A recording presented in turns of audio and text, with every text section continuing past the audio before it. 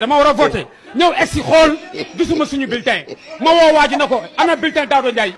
mu ne ma non mi ngi nii joxoon na beneen bulletin ma ne ko yow laay waxal yaay président mu ne ma ne ko ana bulletin bi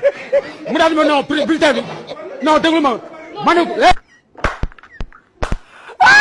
mu ne ma bulletin bi déglu ma fii soxna si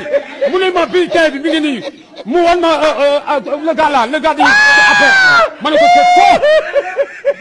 ma dem ca table be fekk ñu jël di bulletin bi dëpp ko paqueté ko dañ ko paqueté dëpp ko teg ko fële ci deuxième table ah déedéet daa jiw ñu ko seen représentant yi ñëw naan dañuy juum ma ne ko yow fi nga bokk tegoo ko dindi woo ko fi ñaareel bi yéen da ngeen ñu yab yabel mënta weesu depuis seen 9 heures ñu ñëw di wax ak yéen ngeen naan ça li ay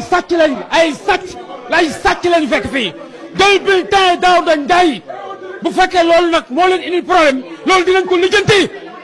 Daouda Ndiaye opposant la